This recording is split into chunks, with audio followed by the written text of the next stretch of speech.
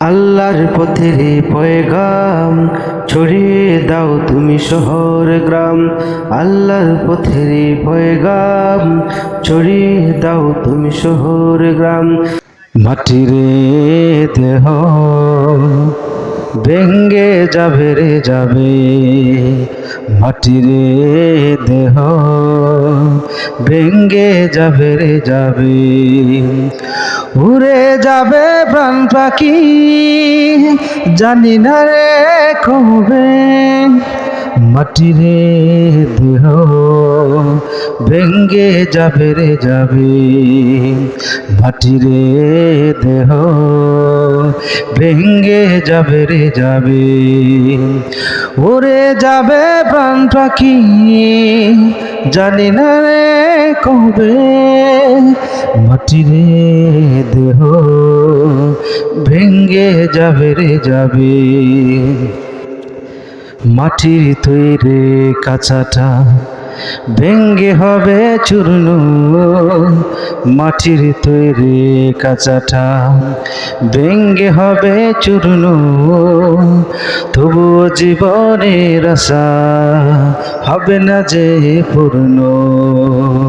হঠাৎ আজরাইল আসবে, আসবে রে আসবে, মাটির দেহ ভেঙ্গে যাবে রে যাবে, মাটির দেহ ভেঙ্গে যাবে রে যাবে। উড়ে যাবে প্রাণ পাখি জানি না রে কবে, মাটির দেহ ভেঙ্গে যাবে রে যাবে। যখন বের হয়ে যাবে প্রাণ ঘটবে সেদিন জীবনের অবসান। যখন দেহ থেকে বের হবে প্রাণ ঘটবে সেদিন জীবনের অবসান। কেউ করবে কবর খনন, কেউ বাঁশ কাটবে, মাটির দেহ ভেঙ্গে যাবে রে যাবে, মাটির দেহ ভেঙ্গে যাবে রে যাবে। আমরা প্রথমে মহান আল্লাহর দরবারে শুকরিয়া জ্ঞাপন করি যে আল্লাহ পাক রব্বুল আলামিন আমাদেরকে এই পবিত্র দিনে এই পবিত্র মাহফিলে একটি মহতি মাহফিলে আসার বসার কথা বলার তৌফিক দান করেছেন। এই জন্য হৃদয়ের গভীর থেকে মহান আল্লাহর দরবারে শুকরিয়া আদায় করে বলে আলহামদুলিল্লাহ। আলহামদুলিল্লাহ। আমরা যত বেশি শুকরিয়া আদায় করব আল্লাহ তত বেশি আমাদেরকে বাড়িয়ে দিবেন।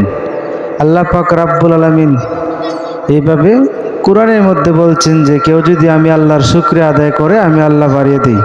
আল্লাহ বলেন লাইন শাকারতুম লাযীদান্নাকুম ওয়া লাইন কাফারতুম ইন্না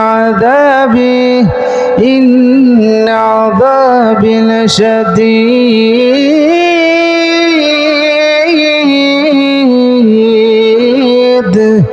আল্লাহ এতে বলেন যারা আমি আল্লাহ শুকরিয়া আদায় করবে আমি আল্লাহ বাড়িয়ে দেব, আর যারা আমি আল্লাহ নিয়ামত পাইবা এরপর নিয়ামত আদায় করবা না, আল্লাহ বলেন তাদেরকে আমি আল্লাহ অবশ্যই কঠিন শাস্তির সম্মুখীন করব।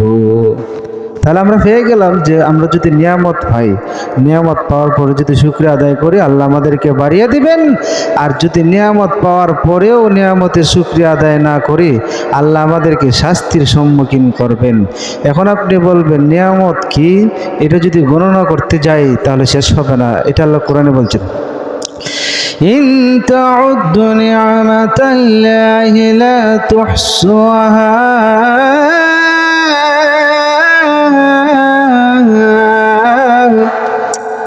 আল্লাহ বলেন নিয়ামত যদি আমি আল্লাহর গণনা করতে যাও তাহলে আমি আল্লাহ পাক রব্বুল আলামিন তোমার জীবন শেষ হয়ে যাবে, যৌবন শেষ হয়ে যাবে, এরপর বান্দা তুমি আমি আল্লাহ প্রদত্ত নিয়ামতের শুকরিয়া আদায় হবে না।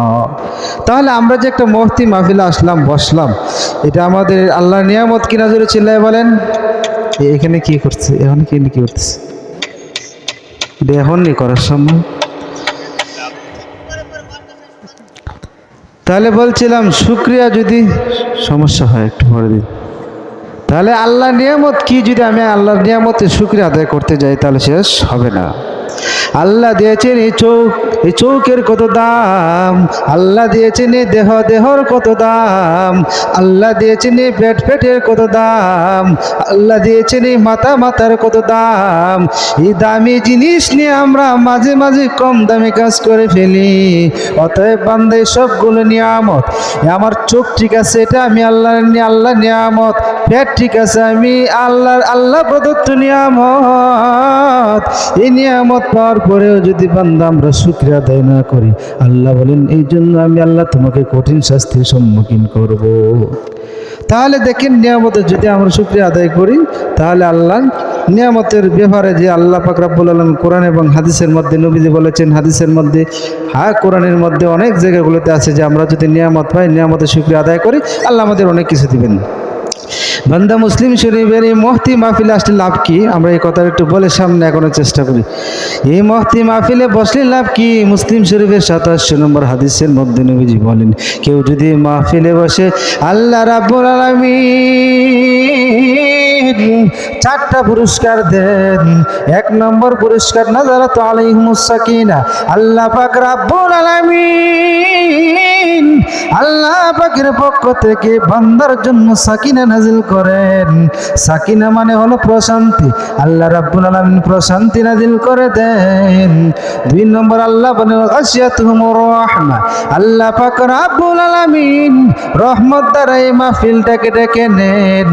ঠিক আল্লাহ রাব্বুল আলামিন বলেন হাফাতুহুমুল মালায়েকা, ফেরেশতারা ওই মাহফিলের চতুর্দিকে ডেকে নেয়। 4 নম্বর পুরস্কার হইল আল্লাহ পাক রব্বুল আলামিন ফি মা ইনদাহু যাকা। আল্লাহ পাক রব্বুল আলামিন তার ফেরেশতাদের সাথে গর্ব করতে থাকে, আলোচনা করতে থাকে যে বান্দা মাহফিলের মধ্যে আসে। তাহলে যে বান্দা মাহফিলের মধ্যে আসবে এবং বসবে, আল্লাহ পাক রব্বুল আলামিন তাকে কয়টা পুরস্কার দিবেন? 4টা পুরস্কার দিবেন। তাহলে যারা এখানে আসছেন অবশ্যই তারা পুরস্কারগুলো পাবেন। আল্লাহ পাক রব্বুল আলামিন আমাদের সবাইকে আসার বসার তৌফিক দান করুক। জোরে বলেন আমিন। বান্দা কেউ যদি মাহফিলে না বসে, তাহলে দেখেন সূরা জুমারের 5 নম্বর আয়াতে আল্লাহ বলেন ফাওয়াইলুল লিল কাসিয়াতি কুলুবুহুম।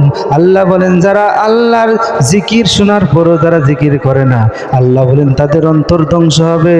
এই কথা শুধু আল্লাহ এই আয়াতে নয়, আল্লাহ রাব্বুল আলামিন সূরা জিনের 17 নম্বর আয়াতে বলেন ও মাইয়ারিদু আন যিকরি রাব্বিহি ইয়াসলুকুহু আযাবান সাআদা।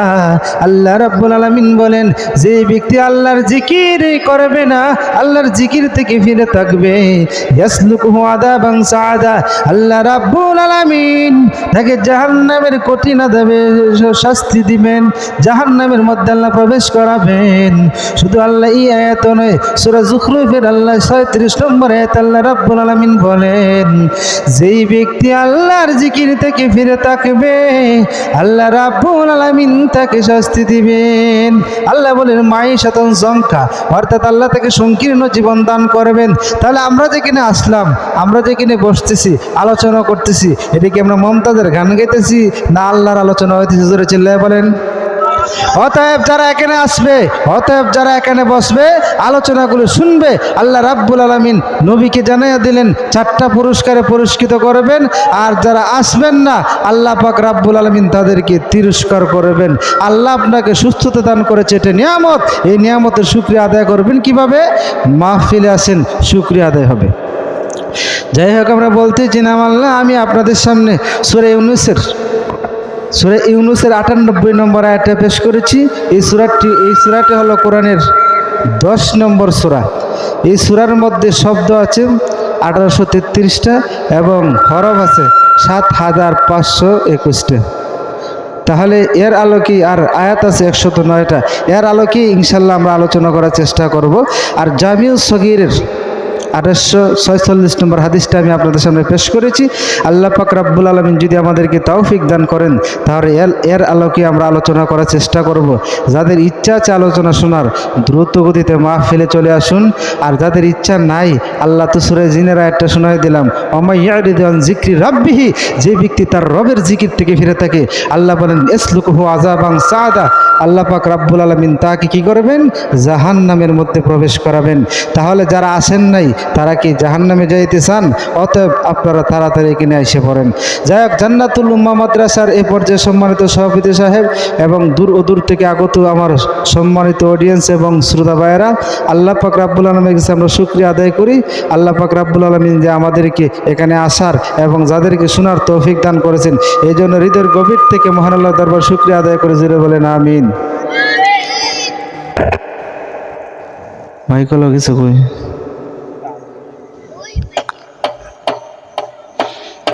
তাহলে আমরা যে কথা বলছিলাম, এভাবে আওয়াজ দিলে কি ওয়াজ করা যাবে? এই যে সমস্যা করে মাইকল কই?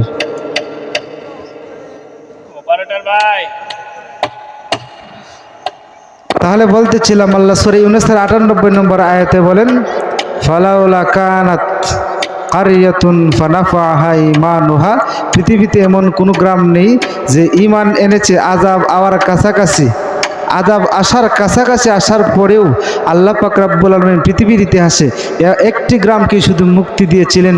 সেটা কোন গ্রাম, কোন জাতি? কাওম ইউনুস। ইউনুস আলাইহিস সালামের জাতিকে আল্লাহ কি করেছিলেন?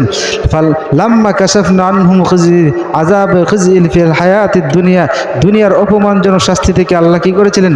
বিরত রেখেছিলেন। যাই হোক, আমরা এই আলোচনাটা দুইভাবে, আজকের আলোচনা সংক্ষিপ্ত কথা দুইটা, যে ঈমানের শাখা কয়টা এটা আমরা জেনে নেব। এটা পরে লাগাইন না, একটু পরে লাগাইন, আজানের সময় লাগাবেন। তাহলে যে কথা বলতেছিলাম, আল্লাহ পাক রব্বুল আলামিন বলেন, আমি আপনাদের সামনে সংক্ষিপ্ত কথা, আজকে আলোচনা কি করব এটা আমি একশেষে বলে দিই। এটা হচ্ছে যে আজকে আমরা ঈমানের শাখা হইল ৭৭টা। মুসলিম শরীফের হাদিসের মধ্যে আছে ৩৩, সম্ভবত ৩৩ নম্বর হাদিসের মধ্যে আছে ৩৩, হাদিস নম্বর ৩৩ নম্বর। এই হাদিসের মধ্যে আছে আল ঈমানু বিদউ সাবউনা শুবাতান, যে ঈমানের ৭৭টা বা ৭০টা শাখা আছে।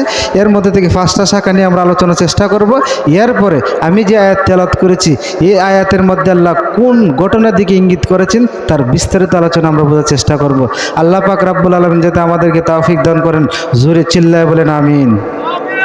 আমিন যদি চিল্লায় বলে আমাদের কোন কত হবে? আমিন যদি জুড়ে বলি তাহলে আমাদের কোনো কত হবে না। শাহজালালের আজানের ধ্বনিতে যদি, শাহজালালের আজানের ধ্বনিতে যদি ঘোর গোবিন্দের প্রাসাদ ভেঙে পড়তে পারে এই খালিস আওয়াজের কারণে, এই জন্য আমরা এমনভাবে আওয়াজ দিব যাতে বর্তমান ফেরাউন নাস্তিক বেঈমান যারা আছে ইয়ারাও যাতে ভয়ে কম্পিত হয়। জুড়ে বলেন ঠিক কিনা? আমরা যেমনি আওয়াজ দেই বিলায়ে দূরে যাইবে না। জুড়ে বলেন ঠিক কিনা? এই জন্য আওয়াজ জোরে দিতে হবে যাতে কাফির বেঈমান নাস্তিকের দলেরা পালাইতে বাধ্য হয়। জোরে বলেন ঠিক কিনা? যে কথা বলতেছিলাম যে আমরা ঈমানের ৭৭টা শাখা আলোচনা করব, ঈমানের গুরুত্ব আছে কিনা জোরে বলেন। এই কথাটা পরিষ্কার করে নেই। পৃথিবীতে যেমন ভিন্ন ভিন্ন বিপদ আছে, এমন ভিন্ন ভিন্ন সাহায্যকারী আছে। পরকালে যেমন ভিন্ন ভিন্ন বিপদ আছে, কিন্তু সাহায্যকারী অভিন্ন, অর্থাৎ একমাত্র আল্লাহ। এই জন্য আপনি মৃত্যুর পরে ঈমানের দরকার আছে। যারা ঈমান আছে তাদেরকে আল্লাহ সহযোগিতা করবেন। যেমন মৃত্যুর সময় যদি আপনার ঈমান থাকে আল্লাহ সহযোগিতা করবেন। আপনার যদি ঈমান হয়ে মরণ হয় তাহলে আল্লাহ কবরে সাহায্য করবেন। আপনার যদি ঈমান থাকে তাহলে আল্লাহ হাসরে সাহায্য করবেন। পৃথিবীতে যত পরকালে যত ভিন্ন ভিন্ন বিপদ আছে অভিন্ন আল্লাহ আপনাকে সাহায্য করবেন। এই জন্য ঈমানের দাম আছে কিনা জোরে বলেন। পৃথিবীর সব থেকে যে দামি জিনিস মানুষের জন্য সেটা হচ্ছে বিলিভ, আল্লাহর উপর বিশ্বাস করা। এই বিশ্বাস যদি আমরা কবরে নিয়ে যাইতে পারি তাহলে সামনে যত বিপদ আছে সবগুলো বিপদকে আমরা কাটাই ওঠা সম্ভব হবে। এই জন্য বিপদ ঈমান আমাদের জানা দরকার আছে কিনা?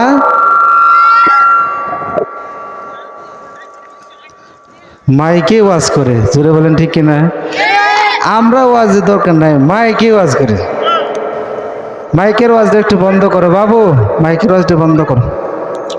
মাইকে ওয়াজ করলে আমরা কোন সময় ওয়াজ করবো? যাই হোক, যে কথা বলতেছিলাম যে এই পৃথিবীতে আমার যেমন একটা গাছ হয়, গাছের যেমন শাখা প্রশাখা থাকে, ঠিক আপনি আল্লাহর উপরে বিশ্বাস করলেন অথবা 6টা কথার উপর বিশ্বাস করলেন, হ্যাঁ আপনার মূল জিনিসটা হইল, কিন্তু আপনার আরও যে শাখা প্রশাখা আছে ঈমানের, এগুলো তো আমাদের জানা দরকার, বোঝা দরকার, মনে রাখা দরকার। তাহলে আল্লাহ পাক রব্বুল আলামিন আমাদেরকে যাতে তৌফিক দান করেন আমরা এই 5টা ঈমানের শাখা যাতে আলোচনা করতে পারি এবং আলোচনা শেষ পর্যন্ত বুঝতে পারি। যদি আমরা আলোচনা আমরা শেষ পর্যন্ত বুঝতে পারি তাহলে আমাদের আয়াতের সংখ্যা দাঁড়াবে 20, আর যদি আমরা আয়াতের শেষ পর্যন্ত বুঝতে পারি হাদিসের সংখ্যা দাঁড়াবে 15। আল্লাহ পাক রব্বুল আলামিন যাতে আমাদের শেষ পর্যন্ত পৌঁছার তৌফিক দান করেন। যাই হোক, বলছিলাম ইমানের শাখা কি? এই জন্য ইমান হইল 2 প্রকার, বিপদ হইল 2 প্রকার। মুসিবতে আম, মুসিবতে আম কি? পৃথিবীতে ভিন্ন ভিন্ন বিপদ আছে, ভিন্ন ভিন্ন সাহায্যকারী আছে। যেমন আপনি রোগগ্রস্ত হইলেন, আপনাকে কেউ টাকা দিয়ে সাহায্য করলো, অথবা আপনি বাঘের সামনে করলেন, কেউ আপনাকে অস্ত্র দিয়ে সাহায্য করলো। সংক্ষেপ কথা, পৃথিবীতে যেমন ভিন্ন ভিন্ন বিপদ আছে, ভিন্ন ভিন্ন হেল্পারও আছে, সাহায্য করে আছে। আর পরকালে যেমন ভিন্ন ভিন্ন বিপদ আছে কিন্তু সাহায্যকারী অভিন্ন, অর্থাৎ আল্লাহ এক। এই পরকালের ভিন্ন কথা। এই জন্য পৃথিবীতে মুসিবত হলো 2 প্রকার, মুসিবতে আম, ভিন্ন ভিন্ন বিপদ, ভিন্ন ভিন্ন সাহায্যকারী, আর ভিন্ন ভিন্ন বিপদ, অভিন্ন সাহায্যকারী। এটা হলো পরকালের বিপদ, এটাকে বলে মুসিবতে খাস। আল্লাহ পাক রব্বুল আলামিন যাতে আমাদেরকে এই মুসিবতে আম এবং খাস থেকে বাঁচার তৌফিক দান করেন। এবার আসেন, বলছিলাম যে ইমানের শাখা হইল 77টা, এর মধ্যে আমরা 5টা দালিলিকভাবে আলোচনা করার চেষ্টা করি। ইমানের শাখার মধ্যে একটা শাখা হইল আল্লাহকে ভালোবাসা। জোরে বলেন, কি ভালোবাসা? ভালোবাসা তো আমরা দুনিয়া সবাই জানি, জোরে বলেন ঠিক কিনা? যুবক ভালোবাসে বিয়ের আগেই। The love is very harmful before marriage. বিয়ের আগে যে ভালোবাসা হয় এটা খুব ক্ষতিকর, জোরে বলেন ঠিক কিনা? The love is very sweet after marriage. আর বিবাহর পর যেটা হয় এটা মিষ্টি হয়, জোরে বলেন ঠিক কিনা? এই জন্য ভালোবাসা করতে হবে বিবাহের পরে। বিবাহর আগে যদি ভালোবাসা করেন এটা এবং মরণের জন্য ভালোবাসা। যাই হোক, আল্লাহকে ভালোবাসতে হবে, এটা হচ্ছে ইমানের শাখা। আল্লাহর পথে যদি আপনার ভালোবাসা থাকে, বুঝবেন আপনার ভিতরে ইমানের একটা শাখা আছে। তাহলে আল্লাহকে কি করতে হবে? আল্লাহর প্রতি ভালোবাসা রাখতে হবে। এই জন্য ভালোবাসা রাখার জন্য আর আমি আপনাদের সামনে দেখেন সূরা বাকারার 165 নম্বর আয়াতে আল্লাহ বলেন, وَمَن يَتَّخِذْ مِن دُونِ اللَّهِ أَندَادًا يُحِبُّهُمْ كَحُبِّ اللَّهِ وَالَّذِينَ آمَنُوا أَشَدُّ حُبًّا لِلَّهِ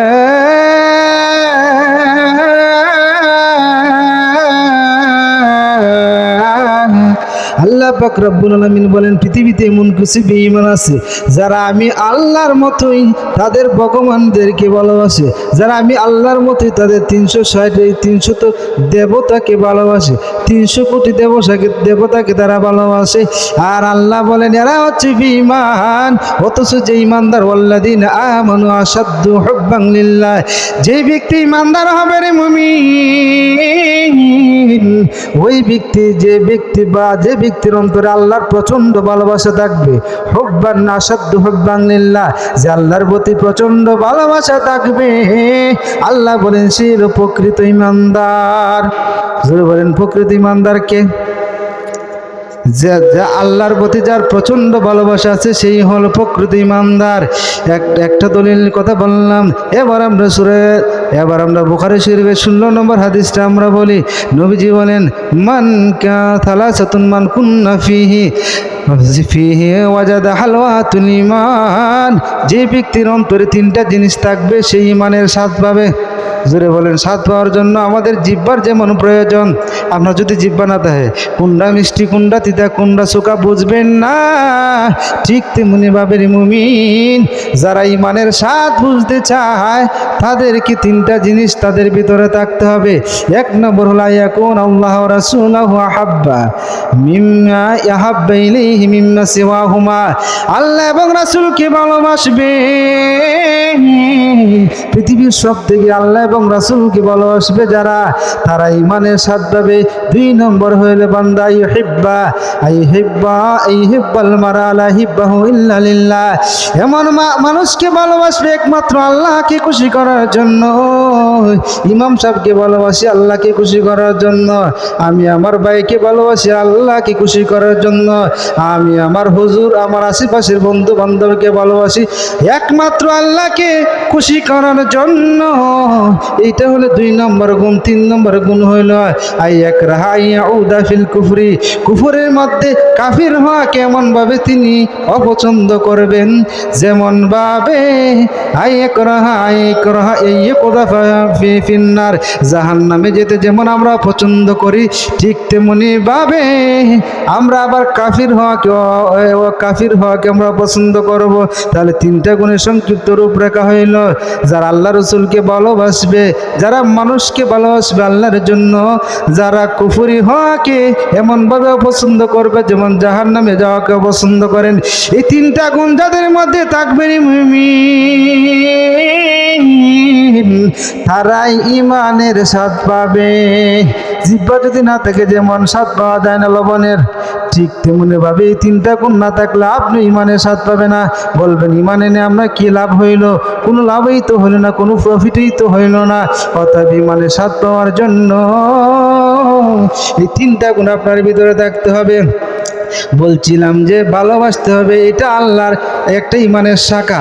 এই জন্য বুখারী শরীফের 6000 নম্বর হাদিসের মধ্যে আল্লাহ রসুল বলেন জাআলার রাহমাতা মিআত জুজিন।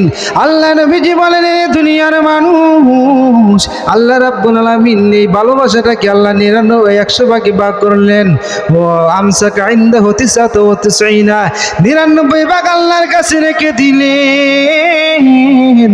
আরে 1 ভাগ ভালোবাসা 600 কোটি মানুষের মধ্যে আল্লাহ বিলীন করে দিলেন।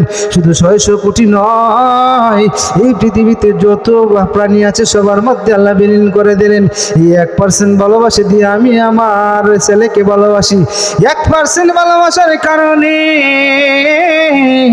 আমি আমার বোনকে ভালোবাসি, আমি আমার বউকে ভালোবাসি। এই 1% ভালোবাসার কারণে ইমাম সাহেবকে ভালোবাসি, 1% ভালোবাসার কারণে আমি আমার আত্মীয় স্বজনকে ভালোবাসি। আর আল্লাহ বলেন 1% ভালোবাসা আমি দুনিয়ার সবার মাঝে বিলীন করে দিলাম। 1% ভালোবাসার কারণে একজনকে একজন মহব্বত করো, আর আমি আল্লাহ 99 ভাগ ভালোবাসা রেখে দিলাম। তাহলে আমি আল্লাহ তোমাকে যতটা ভালোবাসতে পারবো তুমি বান্দা পারবা না, কারণ তোমার কাছে ভালোবাসার পার্সেন্টেজ কম, আর আমি আল্লাহর কাছে 99 ভাগ ভালোবাসা আছে।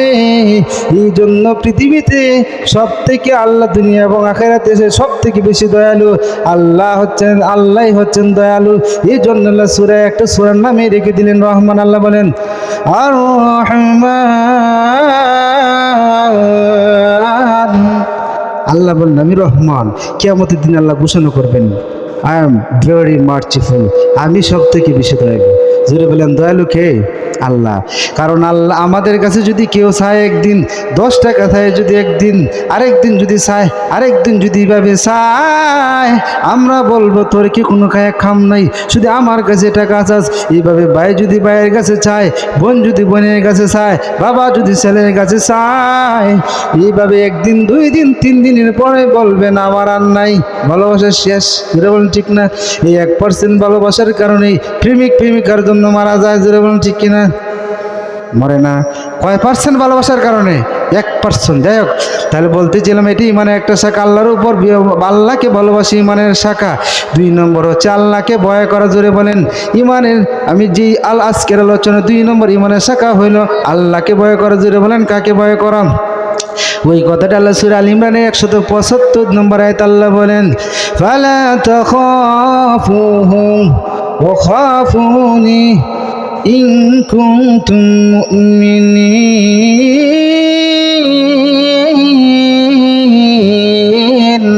আল্লাহ রাব্বুল আলামিন বলেন ফালা তাখাফুহুম, কাফির বিঈমানদেরকে তোমরা ভয় করিও না, আমি আল্লাহ তাআলাকে ভয় করো যদি তোমরা ঈমানদার হয়ে থাকো। ঠিক আল্লাহ রাব্বুল আলামিন সূরা মায়েদার 44 নম্বর আয়াত আল্লাহ বলেন ফালা তাখশাউন নাস ওয়াখশাউনি, আমি আল্লাহকে ভয় করনি মুমিন। ঠিক আল্লাহ রাব্বুল আলামিন সূরা বাকারা 40 নম্বর আয়াতের একাংশে বলেন ইয়া ফারহাবুন, আল্লাহ বলেন আমাকেই ভয় করো, আমাকেই ভয় করো। আমি আল্লাহকে যদি ভয় করো বুঝতে হবে তোমার ভিতরে ইমানের একটা শাখা আছে। যে বলেন ঠিক কিনা?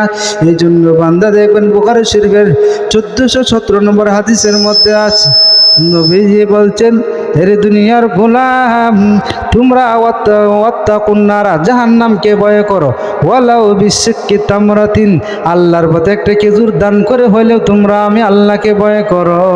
ঠিক আল্লাহ রাব্বুল আলামিন আল্লাহর নবীজি বলেন, বুখারী শরীফের মধ্যে একটা হাদিসের মধ্যে নবীজি বলেন, 4621 নম্বর হাদিসের বুখারী শরীফের মধ্যে বলেন, আল্লাহর নবীজি বলেন, এরে দুনিয়ার মুমিন, লাউ লাউ তাআলামুনা মা আলামু, আমি নবীজি যা জেনেছি যা দেখেছি তোমরা যদি দেখতা, লাও তোমরা বেশি বেশি করে কান্দার, কম করে হাসতা, জাহিকতু কালিলা ওয়ালা বাকাইতু কাসীরা, আমি যা জানি নবীজি যা আমি দেখে এসেছি যদি তোমরা অতটুক জানতে পারতা তাহলে তোমরা হাসি বন্ধ করে বেশি বেশি কান্না করতা। অর্থাৎ নবীজি নিজের চোখে জাহান্নাম দেখে এসেছেন, জান্নাতও দেখে এসেছেন। এই জন্য আল্লাহ রাসূল বলেন, আমি যা দেখে এসেছি তোমরা তা দেখোনি, যদি দেখতা তাহলে আমি নবীর মতো সারা রাত নামাজ পড়তা, যদি দেখতা তাহলে সারা রাত আল্লাহর দরবারে কান্নাকাটি করতা। অতএব আমি যা জানি তোমরা যা জানো না, আমি যা দেখেছি তোমরা তা দেখো নাই। অতএব বান্দা বলছিলাম আজকের আলোচনার ইমানের শাখা 2 নম্বর শাখা গেল, 3 নম্বর শাখা হইল আল্লাহর প্রতি ভালো ধারণা রাখা। জুড়ে বলেন কার প্রতি? আল্লাহর প্রতি ভালো ধারণা রাখা। ওই কথাটা বলতে গিয়ে আল্লাহ রাব্বুল আলামিন সূরা আরাফের 56 নম্বর আয়াতে 1 আল্লাহ বলেন, ইন্না রাহমাতাল্লাহি করিবুম মিনাল মুহসিনিন, আল্লাহ বলেন যারা নেককার, এই নেককারদের কাছাকাছি আমি আল্লাহর দয়া আছে। মানে যারা আমি আল্লাহকে ডাকবে আমি আল্লাহ তাদের এটাকে সাড়া দেব। আল্লাহ পাক রব্বুল আলামিন সূরা জুমারের 53 নম্বর আয়াতে বলেন, কুল ইয়া ইবাদিয়াল্লাযীনা আসরাফু আলা আনফুসিহিম লা তাকনাতু মির রাহমাতিল্লাহ। আল্লাহ বলেন, এ দুনিয়ার মুমিন, এ দুনিয়ার গোলাম, এ দুনিয়ার মানুষ, যারা আমি আল্লাহ, যারা নিজেকে নিজের উপর কি করেছো, নিজের উপর যারা জুলুম করেছো, তারা আমি আল্লাহর কাছে ক্ষমা চাও। লা তাকনাতু মির রাহমাতিল্লাহ, আমি আল্লাহর রহমত থেকে নৈরাশ হয় না। 92 বছর হয়ে গেছে অসুবিধা নেই, 60 বছর হয়ে গেছে অসুবিধা নাই, আমি আল্লাহর কাছে চাও, আমি আল্লাহ কৃপণ নয়, ধারণা করিও না, আমি আল্লাহ তোমাকে ক্ষমা করে দেব। অতএব বান্দা আল্লাহর প্রতি ভালো ধারণা রাখতে হবে কিনা জোরে বলেন। বেটা পরে তাহলে কি বলছিলাম, আল্লাহর প্রতি ভালো ধারণা রাখতে হবে। কি রাখতে হবে? আল্লাহর প্রতি ভালো ধারণা রাখতে হবে বান্দা। এই জন্য দেখেন মুসলিম শরীফের 2877 নম্বর হাদিসের নবীজি বলেন, লা ইয়ামুতান্না আহাদুকুম, তোমাদের কেউ যাতে মৃত্যুবরণ না করে ততক্ষণ পর্যন্ত ইল্লা হুয়া ইহসিনু যান্নি বিল্লাহ, আল্লাহর উপরে তোমরা ভালো ধারণা না রেখে মৃত্যুবরণ করিও না। এভাবে বান্দা দেখেন আল্লাহর নবীজি মুসলিম শরীফের 2675 নম্বর হাদিসের মধ্যে নবীজি বলেন আমার বান্দা ধারণা করে ইনদা আবদি জান্নি, বান্দা ধারণা করে ইনদা জান্নি আবদি বি, বান্দা ধারণা করে আমি আল্লাহ তাআলার কাছাকাছি আছি। হ্যাঁ, আমি আল্লাহ তাআলার কাছাকাছি আছি। বান্দা যখন ডাকে আমি আল্লাহ তাআলা ডাকে সাড়া দেই। এই হাদিসের একাংশে বলেন, বান্দা যদি আমার প্রতি ভালো ধারণা রেখে এক হাত আগায় আমি আল্লাহ জিরানি 2 হাত আগাই, বান্দা যদি আমার জন্য 1 হাত আগায় আমি তার জন্য 2 হাত আগাই। অর্থাৎ আল্লাহর প্রতি আর রহমতের আশায় যদি 1 হাত আগায় আল্লাহ তার প্রতি 2 হাত আগায়। বান্দা যদি আল্লাহর দিকে রহমতের আশায় হেঁটে হেঁটে আগায় আল্লাহর রহমত তার দিকে দৌড়ে দৌড়ে আগায়। তাহলে বলছিলাম আজকের আলোচনার ইমানের শাখা আপনার ভিতরে আছে কিনা দেখেন, যে আপনি কি আল্লাহর প্রতি ভালো ধারণা রাখেন কিনা। 2 নম্বর বান্দা বলতেছিলাম।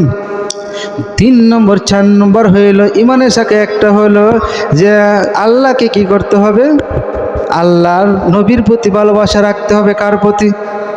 নবীকে ভালোবাসতে হবে। জোরে বলেন না, নবীরে ভালোবাসেন না আপনারা?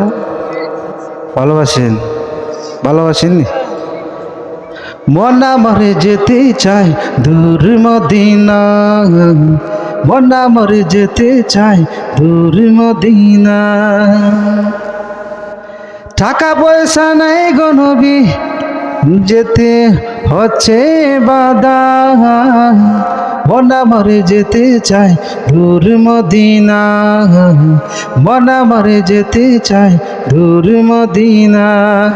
আপনাদের মনে চায়নি? আরে ভাই চিল্লা বলেন চাই কিনা? কই তো চায়, আমরা তো দুনিয়াতে চাই খালি অন্য কিছু। যাই হোক, যে কথা বলছিলাম, নবীর প্রতি ভালোবাসা রাখতে হবে। বান্ধবী হাদিসটা বুখারী সহ বিভিন্ন গ্রন্থের মধ্যে আছে, লা ইউমিনু আহাদুকুম হাত্তা আকুনা আহাব্বা ইলাইহি, ততক্ষণ পর্যন্ত একজন মানুষ প্রকৃত মুমিন হয় না যতক্ষণ পর্যন্ত মিন ওয়ালাদিহি ওয়া ওয়ালাদিহি ওয়ান নাস আজমাইন, তার ছেলে তার মা পৃথিবীর সব মানুষ থেকে যতক্ষণ পর্যন্ত সে আল্লাহ নবীকে না ভালোবেসেছে ততক্ষণ পর্যন্ত সে প্রকৃত মুমিন হতে পারে না। তাহলে প্রকৃত মুমিন হওয়ার জন্য আমাদের ইমানের একটা শাখা হইল 4 নম্বর শাখা, এটা হলো নবীর প্রতি ভালোবাসতে হবে। ভালোবাসা আবার কম নয়, সবার থেকে বেশি। নবীকে কীভাবে ভালোবাসতে হবে? সবার থেকে বেশি ভালোবাসতে হবে। তা সবার থেকে যদি আপনি বেশি ভালোবাসেন, তা হইলে আপনি কি করবেন? আল্লাহ রসুলকে বেশি ভালোবাসলেন, তার মানে আপনার ভিতর ইমানের শাখা আছে। একজন সাহাবী এসে জিজ্ঞাসা করেন, নবী আপনাকে ভালোবাসি, কেমনে তুমি ভালোবাসো? নিজের জানের চেয়ে ভালোবাসি হবে না, এইসব পায়খারি ভালোবাসা দিয়ে হবে না। আমি আর আল্লাহ নবীকে যদি ভালোবাসতে চাও, নিজের একবারে ছেলে সন্তান মেয়ে সন্তান জানের চেয়ে বেশি ভালোবাসতে হবে। তবে আমাদের যুবকরা ভালোবাসে আল্লাহরে না, এটা বলতে দিব। যাই হোক, যে কথা বলতেছিলাম, তা আল্লাহ নবীকে ভালোবাসে ইমানের একটি শাখা, তাহলে আল্লাহ নবীকে ভালোবাসতে হবে। আর 5 নম্বর শাখা হইল আল্লাহর উপর ভরসা রাখা। জোরে বলেন, 5 নম্বর ইমানের শাখা কি? আল্লাহর উপর ভরসা রাখতে হবে। এই জন্য বান্দা আল্লাহ সূরা তালাকের 3 নম্বর আয়াতে বলেন, মা ইয়াতাওয়াক্কাল আলাল্লাহি ফাহুয়া হাসবু ইন্নাল্লাহা বালিগু আমরু। আল্লাহ তাআলা কোরআনের সূরা তালাকের 3 নম্বর আয়াতে আল্লাহ বলেন, যারা আল্লাহর উপর ভরসা রাখে আল্লাহ তাদের উদ্দেশ্যকে পুরা করবেন। এই জন্য যুবক ভাইরা আল্লাহর উপর ভরসা করো সব ক্ষেত্রেই। এই জন্য যুবক ভাইরা কেন, সবাই তো আল্লাহর উপর ভরসা করতে হবে। বলছিলাম যে আল্লাহর উপর ভরসা করা ইমানের একটি শাখা। জোরে বলেন কি? ইমানের শাখা আপনার ভিতরে এটা আছে। আল্লাহর উপর ভরসা করেন, আপনি তো আল্লাহর উপর ভরসা করেন না। হাদিসের মধ্যে আছে 70,000 মানুষ জান্নাতে যাবে, এর মধ্যে একটা হইল ওয়ালা রাব্বিহিম ইয়াতাওয়াক্কালুন, যারা আল্লাহর উপর ভরসা করবে তারাও জান্নাতে যাবে। তাহলে দেখেন, এই পর্যন্ত আমরা ইমানের 5টা শাখা বললাম। আপনি নিজের সাথে হিট করে দেখবেন এই 5টা শাখা কি আপনার ভিতরে আছে। যদি থাকে তাহলে বুঝবেন আপনার ভিতরে ইমানও আছে। বুঝলেন কিনা দেখেন। যাই হোক, যে কথা বলতেছিলাম, আল্লাহ পাক রাব্বুল আলামিন আমার তেলাওয়াতকৃত আয়াতে সূরা ইউনূসের 98 নম্বর আয়াত আল্লাহ কোন কথার দিকে ইশারা করলেন, কোন ঘটনার দিকে আল্লাহ ইঙ্গিত করে আল্লাহ পাক রাব্বুল আলামিন দেখেন এই কথাটা আল্লাহ, এই যে আমার তেলাওয়াতকৃত আয়াত অর্থাৎ সূরা ইউনূসের 98 নম্বর আয়াতে সূরা ইউনূস অর্থাৎ ইউনূস নামে একজন নবী আছেন এই পৃথিবীতে, এই নবীর একটা ঘটনার দিকে ইঙ্গিত করছেন। মনোযোগ দিয়ে ভালো করে শোনার চেষ্টা করবেন, বোঝার চেষ্টা করবেন। আমরা শুধু ঘটনাই শুনবো না, এই ঘটনার পয়েন্টে আমাদের জন্য কি শিক্ষা আছে এটা আমরা বোঝার চেষ্টা করব। এই জন্য আল্লাহ পাক রাব্বুল আলামিন আমাদের মানুষকে আল্লাহ 3ভাবে উপদেশ দিলেন। এর একটা পদ্ধতি হলো তাজকির বি আয়ামিল্লাহ। আল্লাহ পাক রাব্বুল আলামিন বান্দাকে পূর্বযুগের কাহিনী বর্ণনা করে উপদেশ দিলেন। ঠিক এইরকম একটি জায়গায় হলো সূরা ইউনূসের 98 নম্বর আয়াত। এই 98 নম্বর আয়াত সূরা ইউনূসের ঘটনার ব্যাপারে আমরা 3টা বক্তব্য পাই। বালাগতে দেখবেন আপনি, বক্তব্য হলো 3 প্রকার, 3ভাবে বক্তব্যের উপস্থাপন করা যায়। একটা হলো ইজাজ, সংক্ষিপ্তভাবেই কি করা যায় বক্তব্য পেশ করা যায়। আরেকটা হলো মুতাসাওয়া, অর্থাৎ যতটুক প্রয়োজন ততটুক বলা। আবার আরেকটা বক্তব্যের ধরন হইল ইতনাব, অর্থাৎ উদ্দেশ্যের চেয়ে বেশি বর্ণনা করা। তাহলে আল্লাহ পাক রব্বুল আলামিন সূরা ইউনূসের ব্যাপারে 3 ধরনের আল্লাহ বক্তব্য পেশ করেছেন কোরআনে। ইজাজের পদ্ধতি আল্লাহ বর্ণনা করেছেন সূরা ইউনূসের 98 নম্বর আয়াতে। আর মুতাসাওয়া অর্থাৎ বক্তব্যের যে ধরন আছে, এটা একটা নাম হচ্ছে মুতাসাওয়া, যতটুক লাগে ততটুক বর্ণনা করা। এটা আল্লাহ বর্ণনা করেছেন সূরা সাফফাতের 139 নম্বর আয়াত থেকে 148 নম্বর আয়াত পর্যন্ত। এরপরে বিস্তারিত পাওয়া যায়, ইতনাব বক্তব্য পাওয়া যায় তাফসীর এবং হাদিসের কিতাবে। কথা বুঝলেন কিনা? তাফসির এবং হাদিসের কিতাবে বিস্তারিত পাওয়া যায়। যাই হোক, আমরা সবগুলো আলোচনা করার চেষ্টা করব। এবার আমরা মূল আলোচনা যাই। আল্লাহ পাক রব্বুল আলামিন বলছেন, ফালাউলা কানাত ক্বরিয়াতুন ফানাফাআহা ঈমানুহা ইল্লা কওম ইউনুস لما كشفنا عنهم عذاب الخزي في الحياة الدنيا متعناهم ومتعناهم إلى حين। আল্লাহ রাব্বুল আলামিন বলেন, পৃথিবীতে এমন কোন জাতি নেই যাদেরকে আমি আল্লাহ রাব্বুল আলামিন একবারে একবারে শাস্তির কাছাকাছি একবার আমি কি করেছি, নিয়ে এসেছি আর তাদেরকে ক্ষমা করেছি। পৃথিবীতে এমন কোনো জাতি নেই, একমাত্র জাতি হইল ইউনুস আলাইহিস সালামের জাতি। এই জন্য কিন্তু মুস্তাসনা মুনকাতে তাফসীরে কিতাবে পাওয়া যায়। তাহলে মুস্তাসনা মুনকাতে অর্থাৎ একমাত্র ইউনুস আলাইহিস সালামের জাতিকে আমি আযাব একবারে কাছাকাছি আসার পরেও তাদেরকে আমি ক্ষমা করে দিয়েছিলাম। কিভাবে ক্ষমা করেছেন মনোযোগ দিয়ে শুনতে হবে। তাহলে দেখেন, আল্লাহ ইউনুস আলাইহিস সালামকে আল্লাহ কোথায় প্রেরণ করেছিলেন? তাফসিরে 6টা কিতাবের মধ্যে আমি দেখলাম তাফসির রাজি, তাফসির আলোসি, তাফসির ইবনে জুজাই, তাফসির বাগাবী, তাফসির কুরতুবী, তাফসিরে আরো অনেক তাফসির সহ অনেক তাফসিরি কিতাবের মধ্যে দেখলাম ইউনুস আলাইহিস সালামকে আল্লাহ রাব্বুল আলামিন নিনুয়া নামক ইরাকের মুসল একটা জাতির মধ্যে নিনুয়া নামক গ্রামের মধ্যে আল্লাহ রাব্বুল আলামিন ইউনুস আলাইহিস সালামকে প্রেরণ করেছিলেন। ইউনুস আলাইহিস সালাম, আল্লাহর নবী ইউনুস আলাইহিস সালাম মানুষদেরকে দাওয়াত দিলে মানুষের খারাপ বলে, ঠিক কিনা জোরে বলেন? ইউনুস শব্দটা আল্লাহ কোরআনে 3 জায়গায় সরাসরি নিয়েছেন। এর ছাড়া আল্লাহ রাব্বুল আলামিন ইউনুস আলাইহিস সালাম সম্পর্কে তাফসীরে কিতাবে পাওয়া যায় এবং এই কোরআনের মধ্যে 18 জায়গায় আল্লাহ রাব্বুল আলামিন ইউনুস আলাইহিস সম্পর্কে আলোচনা করেছেন। তাহলে আল্লাহ রাব্বুল ইউনুস আলাইহিস সালাম যখন তার জাতিকে দাওয়াত দেওয়া শুরু করলেন, দাওয়াত দিলে মানুষ একটু খারাপ বলে, ঠিক কিনা? এই কথাটা আল্লাহ সূরা ইয়াসিনের 30 নম্বর আয়াতে বলেন, ইয়া হাসরাতান আলাল ইবাদ মা ইয়াতিহিম মির রাসূলিন ইল্লা কানু বিহি ইস্তাহজিউন। আল্লাহ রাব্বুল আলামিন বলেন, বান্দার উপর আফসোস, পৃথিবীতে এমন কোন নবী আসে নাই যাদেরকে নিয়ে মস্কারি করা হয় নাই। এই জন্য মাঝে মাঝে হুজুরদের নিয়ে মস্কারি করা হয়, এটা স্বাভাবিক করবেন, কারণ আল্লাহ তো কোরআনে জানিয়ে দিয়েছেন।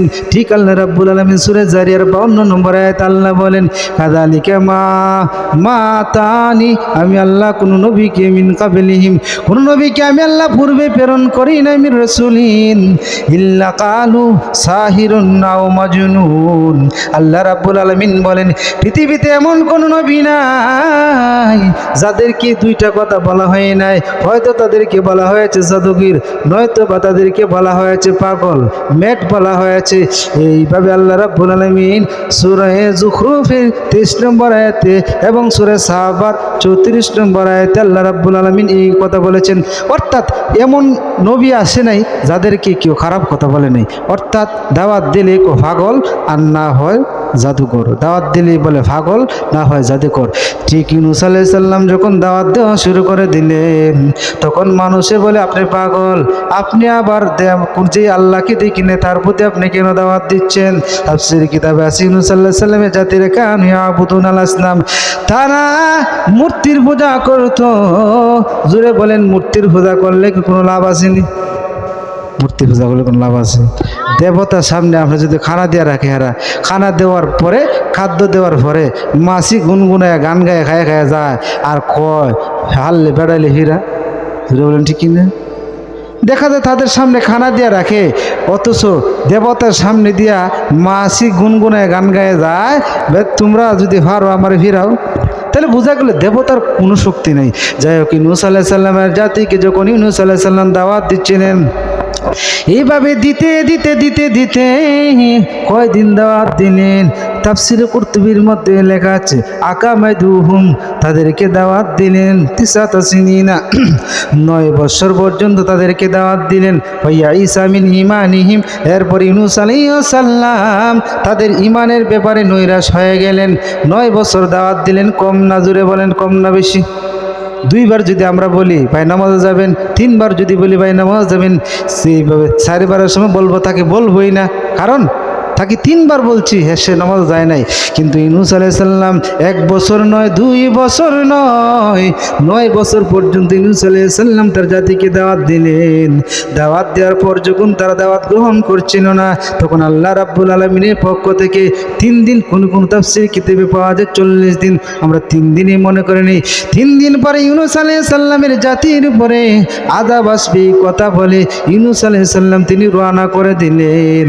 যখন তিনি এই জায়গার মধ্যে 2টা পয়েন্ট পাওয়া যায়, অর্থাৎ ইউনূস আলাইহিস সালামের জাতি যখন দাওয়াত গ্রহণ করলো না, তখন তিনি আল্লাহর আযাব আল্লাহর পক্ষ থেকে 3 দিন পরে আসবে এই কথা বলে ইউনূস আলাইহিস সালাম রওনা করে দিলেন কোনো এক নদী পার হয়ে যাওয়ার জন্য। যখন নদী পার হয়ে যাইতে ইচ্ছা করলেন, নদী যখন তিনি পার হতে চাইলেন, নদী পার হইলে কি লাগে জোরে বলেন? জোরে বলেন না, কি লাগে? নৌকা লাগে না? আল্লাহর সাথে পাল্লা দিলে চলে যাবে কাল্লা, আল্লাহর সাথে পাল্লা দিলে চলে যাবে কাল্লা, শুনে রাখো মাঝি ও মাঝি মাল্লা, আল্লাহর সাথে পাল্লা দিলে চলে যাবে কাল্লা। তাহলে যে কথা বলছিলাম যে ইউনূস আলাইহিস সালামের জাতি তিনি দাওয়াত দিতেছিলেন, এখন দাওয়াত গ্রহণ করলো না, 3 দিন পরে আযাব আসবে। এই জন্য ইউনূস আলাইহিস সালাম তিনি রওনা করে দিলেন, নদী পার হবেন। এখানে গিয়ে তিনি একটা জাহাজ পাইলেন। এই জাহাজটা কি জাহাজ পাইলেন? এই কথাটা আল্লাহ রাব্বুল আলামিন সূরা সাফফাতের 140 নম্বরে আল্লাহ বলেন ইযা বাকাইলা ফুলকিল মাশহুন, ইউনূস আলাইহিস সালাম যখন নদী পার হওয়ার জন্য নৌকা করে ভর্তি, বুঝাই ভর্তি নৌকার মধ্যে ইউনূস আলাইহিস সালাম উঠলেন। উঠার পরে ইউনূস আলাইহিস সালাম যখন উঠলেন, মাঝপথে যখন তিনি গেলেন, অর্থাৎ সাগরের মাঝখানে যখন দিলেন, তাফসীরি কিতাবে পাওয়া যায় তাকাদ্দুম ওয়ালা তাআখার, এই জাহাজটা সামনেও যায় না পিছেও যায় না, মানে আটকে গেলেন। এখন সবাই মিলে পরামর্শ করলেন, মাঝি এবং নাবিক সবাই মিলে পরামর্শ করলেন আমাদের মধ্যে হতে একজনকে নদীতে ফেলে দিতে হবে, কারণ আমাদের মধ্য থেকে যদি একজনকে নদীতে ফেলে দেই তাহলে জাহাজটা আমাদের চলবে, আর না হয় সবাইকে আমাদের মরতে হবে। এই জন্য তারা পরামর্শ করলো। এই কথাটি আল্লাহ সূরা সাফফাতের 141 নম্বরে আল্লাহ তুলে ধরেন ফাসাহামা ফাকানা মিনাল মুদহাদিন। ফাসাহামা মানে হলো তারা লটারি দিল, সাহামা বেতা ফাউল থেকে, অর্থাৎ তারা সবাই মিলে লটারি দিল। লটারি দেওয়ার পর ফাকানা মিনাল মুদহাদিন, ইউনূস আলাইহিস সালাম লটারি একবার দিল, ইউনূস আলাইহিস সালামের নাম উঠলেন। আবার লটারি দিলেন, ইউনূস আলাইহিস সালামের নাম উঠলেন। আবার লটারি দিলেন, ইউনূস আলাইহিস সালামের নাম উঠলেন। 3 বার দিলেন, 3 বারে ইউনূস আলাইহিস সালামের নাম উঠলেন। নাম ওঠার পর সবাই এখন ইউনূস আলাইহিস সালাম রেডি হয়েছেন, পানির মধ্যে ঝাঁপ দিবেন। জোরে বলেন, কিসের মধ্যে ঝাঁপ দিবেন? পানির মধ্যে যখন তিনি ঝাঁপ দিতে গেলেন, তখনই একটা বড় মাছ তাকে গিলে ফেললো। ওই কথাটা আল্লাহ রাব্বুল আলামিন সূরা সাফফাতের 142 নম্বর আয়াতে আল্লাহ তুলে ধরেছেন ফালতাকামাহুল হুত, এবং মাছে তাকে গিলে ফেললো। আর তখন সে নিজেকে লজ্জিত ভাবলো। এইভাবে দেখেন বান্দা যখন সে নদীতে ঝাঁপ দিল, একটা বড় মাছ, এই সাগরের মধ্যে বড় বড় মাছ আছে কিনা জোরে বলেন? সাগরের মধ্যে বড় একটা মাছের নাম হচ্ছে নীলতিমি। তার খাবার কি প্রতিদিন আপনি জানেন? এই খাবার সে প্রতিদিন 60 টন খাবার লাগে, মানে হলো 120 মন খানি সে প্রতিদিন এভরিডে খায়। জোরে বুঝে থাকলে বলেন, এমন নীলতিমির সামনে যদি আপনি পড়েন, আপনারা কি দুলাভাই কয়ে ছেড়ে দেব? কথা বল না রে। সাগরের মধ্যে একটা প্রাণীর নাম হচ্ছে হাঙ্গর, এটাও বিশাল বড় একটা প্রাণী। এই নীল তিমির সামনে যদি আপনি পড়েন আপনাকে ছাইড়ে দেব। যাই হোক, মাছে তাকে গিলে ফেললো, ফাল তাকা মাহুল ভূত, মাছে তাকে গিলে ফেললো। গিলার পর মাছের পেটে তিনি চলে গেলেন। মাছের পেটে যখন তিনি যাইলেন, সাগরের তল দেশে মাছ নিয়ে গেল। তাফসীরের কিতাবের মধ্যে পাওয়া যায়, বলছেন এ মাছ, এই ইউনূস আলাইহিস সালাম কি তুমি গিলো, তবে এটা তোমার খাবারের জন্য নয়, বরং হেফাজতের জন্য। আল্লাহ যদি মাছের পেটে কাউকে রাখতে চান হেফাজতের জন্য, আল্লাহ পারে কিনা জোরে বলেন। আল্লাহ রাব্বুল আলামিন মাছের পেটে পারেন। মাছের পেটে আল্লাহ রাব্বুল আলামিন ইউনূস আলাইহিস সালামকে কি করলেন, এই হেফাজত করলেন। তিনি তাসবিহ শুনতেছিলেন, সাগরের যত প্রাণী আছে সব তাসবিহ শুনতেছিলেন, এই জন্য তিনিও তাসবিহ পাঠ করছিলেন। এই কথাটা আল্লাহ সূরা সফফাতের 143 নম্বর আয়াতে আল্লাহ তুলে ধরেন, ফালাউলা আন্নাহু, আল্লাহ বলেন সেই দিন যদি লাউ কানা মিনাল মুসাব্বিহিন, যদি ইউনূস আলাইহিস সালাম সেই দিন যদি তাসবিহ পাঠ না করতেন তাহলে কি দশা হইতো। এই কথাটা আল্লাহ সূরা সফফাতের 44 নম্বর আয়াতে আল্লাহ তুলে ধরেন, আল্লাহ বিসাফি বাতিনিহি ইলা ইয়াউমি বাতুন, যদি ইউনূস আলাইহিস সালাম যদি সেই দিন তাসবিহ না পাঠ করতেন তাহলে আল্লাহ পাক রব্বুল আলামিন কিয়ামত পর্যন্ত তাকে মাছের পেটরে রাইখে দিতেন। এই তাসবিহ রাখি বান্দা, এটা আমি জামিউস সাগীরের 2646 নম্বর হাদিস, 2746 নম্বর, 2846 নম্বর হাদিসটা আমি আপনাদের সামনে বলেছি। তাসবিহ, এই যে আমি এটা বলেছি বক্তব্যের প্রথমেই। এই জন্য নবীজি বললেন, আলা আখবিরুকুম, আমি কি তোমাদেরকে এমন সংবাদ দিব না, ইদা নাজালা বিরাজুলিন আহাদুকুম, তোমাদের মধ্যে যদি কোনো ব্যক্তি বিপদে পড়ে যায়, বিপদে মুসিবতে যদি পড়ে যায়, মিন আমরিদ দুনিয়া, দুনিয়ার কোনো বিপদে যদি পড়ে যায়, ফাদাআ বিহি, নবীজি বলেন ওইটা দ্বারা, মানে ওই তাসবিহ দ্বারা যদি কেউ দোয়া পাঠ করে, ফাফুররিজানহু, আল্লাহ পাক রব্বুল আলামিন তাকে বিপদ থেকে মুক্তি দান করবেন। এই যে তাসবিহটা কি, তা জিন্নুন, জিন্নুন মানে হলে মাছলা, মাছলা তাসবিহটা কি, লা ইলাহা ইল্লা আনতা সুবহানাকা ইন্নী কুনতু মিনাজ জালিমিন। ইউনূস আলাইহিস সালাম এই দোয়া পাঠ করার পর আল্লাহ রাব্বুল আলামিন তাকে ক্ষমা করে দিয়েছিলেন এই মুসিবতে পড়ে। অতএব যদি কেউ এই দোয়াটা পাঠ করে তাহলে আল্লাহ পাক রব্বুল আলামিন এখনো তাকে মাফ করে দিবেন। এটা আমাদের সমাজে কতনি ইউনূস নামে পরিচিত আছে, যেরকম ঠিক কিনা। আল্লাহ রাব্বুল আলামিন সূরা, আল্লাহ পাক রব্বুল আলামিন সূরা আন-নামের 87 নম্বর আয়াতে বলেন, আল্লাহ রাব্বুল আলামিন বলেন, জিন তোমরা ওই ঘটনা, ওই মাছলার ঘটনাকে স্মরণ করো, যখন সে ফানাদা ফি জুলুমাতি, সে অন্ধকারে থেকে যখন আমি আল্লাহকে ডেকেছিল, কি বলে ডেকেছিল, লা ইলাহা ইল্লা আনতা সুবহানাকা ইন্নী কুনতু মিনাজ জালিমিন। এখানে নাদা ফি জুলুমাত, আল্লাহ এখানে সিঙ্গুলার ব্যবহার না করে প্লুরাল কেন আল্লাহ বহু বচন কেন ব্যবহার করলেন, ওই কথাটা তাফসীরি কিতাবের মধ্যে জবাব দিয়ে বলেন, তিনটা অন্ধকারের মধ্যে ইউনূস আলাইহিস সালাম ছিলেন। সাগরের তলের যে অন্ধকারের কথা, মাছের পেটের অন্ধকারের কথা, এই জন্য আল্লাহ রাব্বুল আলামিন তিনটা অন্ধকারের কথা আল্লাহ তুলে ধরেছেন। এইভাবে যখন সে মাছের পেট থেকে কি দোয়া করছিলেন, জোরে বলেন, লা ইলাহা ইল্লা আনতা সুবহানাকা ইন্নী কুনতু মিনাজ জালিমিন। এইটা যখন পড়েছে আল্লাহ রাব্বুল আলামিন সূরা সাফফাতের 47 নম্বর আয়াতে আল্লাহ বলেন, ফানাবাদনাহু বিল আরা, এই দোয়াটা যখন সে পড়েছে আমি আল্লাহ রাব্বুল আলামিন তাকে একটা ময়দানের মধ্যে ফেলে দিলাম। এই ময়দান, এখানে ময়দান কোনো খানা ছিল না, কোনো খাদ্য ছিল না। আল্লাহ রাব্বুল আলামিন তখন তার খাদ্যের ব্যবস্থা করে দিলেন।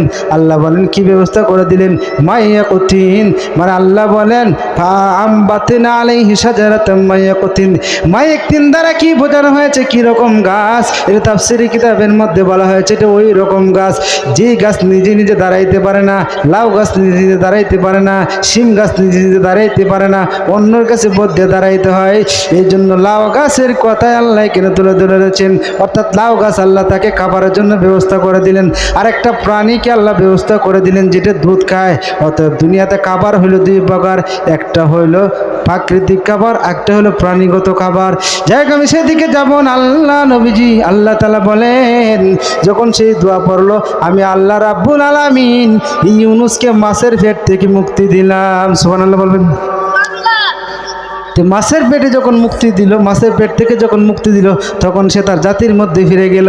জাতির মধ্যে যখন ফিরে গেল, অর্থাৎ 3 দিন পরে আযাব আসার কথা ছিল, তখন জাতি গিয়ে গিয়ে জিজ্ঞাসা করলো আযাব কি এসেছে কিনা।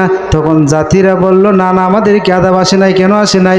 তারা এমনভাবে তওবা করেছিল রে মুমিন, এমনভাবে সে তওবা করেছিল, যেই তওবার কারণে আল্লাহ রাব্বুল আলামিন তাদের আযাব আসার কারণেও আল্লাহ রাব্বুল আলামিন তাদেরকে ক্ষমা করে দিলেন। এই ঘটনার দিকে ইঙ্গিত করে আল্লাহ রাব্বুল আলামিন সূরা ইউনূসের 98 নম্বর আয়াতে বলেন ফালাউলা কানাত কারিয়াতুন, এমন কোন গ্রাম নেই আযাব আসার পরে আমি আল্লাহ ক্ষমা করে দিয়েছি, তবে এমন একটা গ্রাম আছে, যেই গ্রামটা হইল ইউনূস আলাইহিস সালামের জাতি। এই তার জাতিকে ছাড়া পৃথিবীর কোন জাতির আমি আল্লাহ আযাব আসার পর পর ক্ষমা করে দেয় নাই।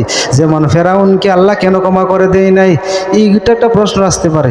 যাই হোক, তাহলে আল্লাহ পাক রব্বুল আলামিন দেখেন এই আয়াতটা, অর্থাৎ বিপদে মুসিবতে যদি কেউ এই দোয়াটা পড়ে তাহলে আল্লাহ ক্ষমা করে দেন, এটি আমরা বুঝতে পারলাম। আর একটা বুঝলাম যে আল্লাহ কি করেন, তওবা কবুল করেন।